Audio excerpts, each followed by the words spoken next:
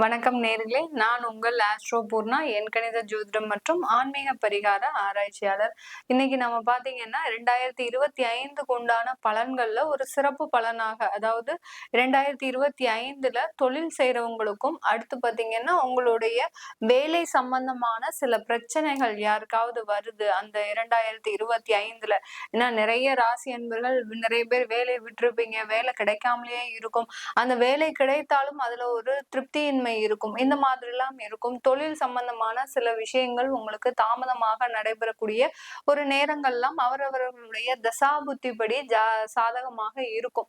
அந்த மாதிரியான சில பிரச்சனைகள் வரும்போது நமக்கு ஒரு உடனடி தீர்வாக எந்த மாதிரி நம்ம சில விஷயங்களை செய்தால், எந்த கோயிலுக்கு சென்று நம்ம வழிபாடு செஞ்சா நமக்கு உடனடி தீர்வுன்றது கிடைக்கும். அதாவது இன்ஸ்டண்டா நமக்கு இன்னைக்கு ஏதாவது ஒரு பிரச்சனை வருது. ஏன்னா எல்லா ராசி என்பர்களுக்குமே புதுவிதமான ஒரு பிரச்சனைகள் எப்பவாவது வந்துகிட்டே இருக்கு.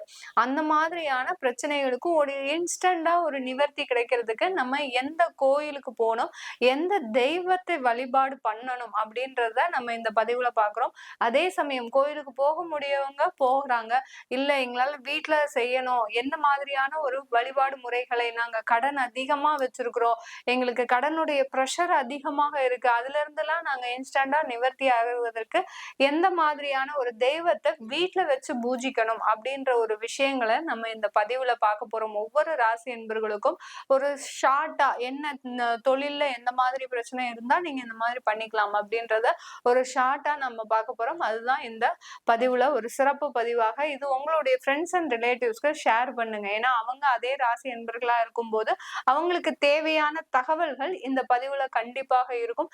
இதை செய்தீங்கன்னா கண்டிப்பாக உங்களுக்கு எல்லாம் அந்த 2025ல என்ன பிரச்சனைகள் வந்தாலும் தன்னம்பிக்கையோடு பயணிக்கக்கூடிய ஒரு மன தைரியம் உங்களுக்கு இந்த எல்லா ராசி என்பவர்களுக்கும் கிடைக்கும். இந்த சேனலை முதன்முறையா பாக்குறீங்கன்னா சப்ஸ்கிரைப் பண்ணிக்கோங்க. பெல் பட்டன்ல ஆல் ஆப்ஷன் சூஸ் பண்ணீங்கன்னா உங்களுக்கு அடுத்தடுத்து என்னுடைய பதிவுகள் நோட்டிபிகேஷனா வந்திருக்கும். எல்லோருக்கும் இனிய புத்தாண்டு நல்வாழ்த்துக்கள்.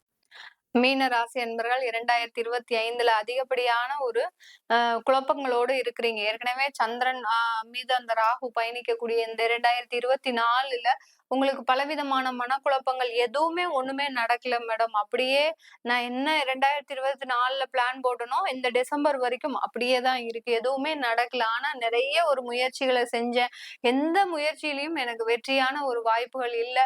அடுத்து வேலை சம்பந்தமான நிறைய ஒரு மாற்றங்களை நான் சந்திச்சேன். அந்த வேலையில எனக்கு ஒரு நிரந்தரமான ஒரு பயமாகவே இருந்துட்டு இருக்கு. இன்னைக்கு போயிடுமா, நாளைக்கு போயிடுமா அப்படின்ற ஒரு பயம் இருந்துகிட்டே இருக்கு.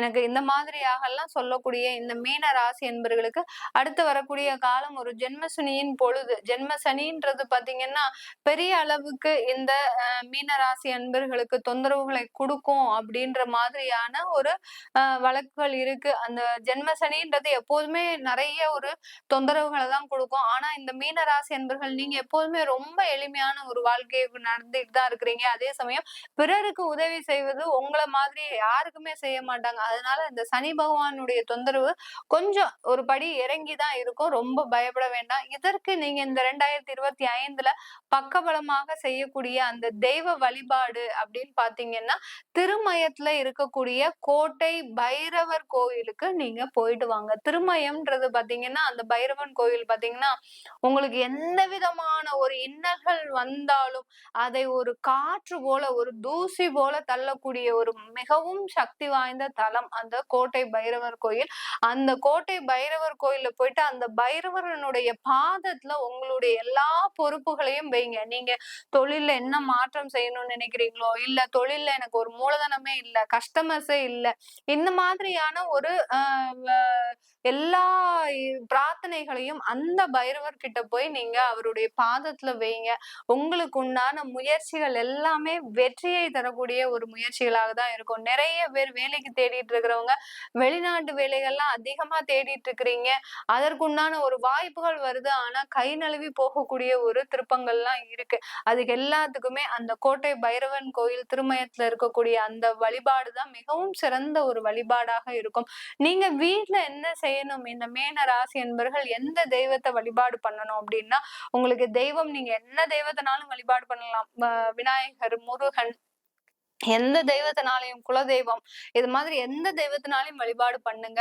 ஆனா நீங்க செய்ய வேண்டிய ஒரே ஒரு விஷயம் பாத்தீங்கன்னா, சனிக்கிழமை அன்னைக்கு ஒரு வயதானவர்களுக்கு, அதாவது யாருமே ஒரு ஹெல்ப் இல்லாம இருக்கிறாங்க, எந்த விதமான ஒரு உதவியும் இல்லாம இருக்கிறாங்க, இல்ல ரோட்ல ஒரு பிளாட்ஃபார்ம்ல போகக்கூடிய நபர்களுக்கு எந்த விதமான ஒரு ஆடை, அதாவது எந்த விதமான ஒரு உதவியுமே செய்ய முடியாம இருக்கிறாங்க அப்படின்றவங்களுக்கு போயிட்டு மீனராசி என்பர்கள் நீங்க சனிக்கிழமை அன்னைக்கு நீர் மோர் குடுங்க. அவங்களுக்கு வயதானவர்களுக்கோ சரி, அல்ல வாசகம் தேடி வர்றவங்களுக்கோ சரி, நீங்க அந்த நீர்மோர் குடுங்க, தண்ணி குடுங்க, வாட்டர் பாட்டில் வாங்கி குடுங்க. இல்ல கோயிலுக்கு போறவங்களுக்கு ஒரு கிரிவல பாதை போறாங்க, இல்ல ஒரு மலை மேல ஏறுறாங்க அப்படின்னா அவங்களுக்கு இந்த தண்ணிய வாங்கி கொடுங்க. அந்த தண்ணீர் தாகம்ன்றது பாத்தீங்கன்னா உலகத்துல அந்த உதவி செய்யறதை விட வேற எந்த உதவியும் பெரிய உதவியே கிடையாது. அன்னதானத்தை விட இந்த தண்ணீர் தானம் மிக சிறந்த ஒரு தானமாக இருக்கு.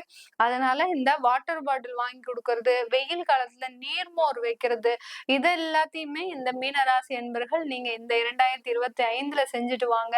உங்களுக்கு கிடைக்க வேண்டிய வளர்ச்சிகள் கண்டிப்பாக 100% உங்களை வந்தடைந்து சேரும்.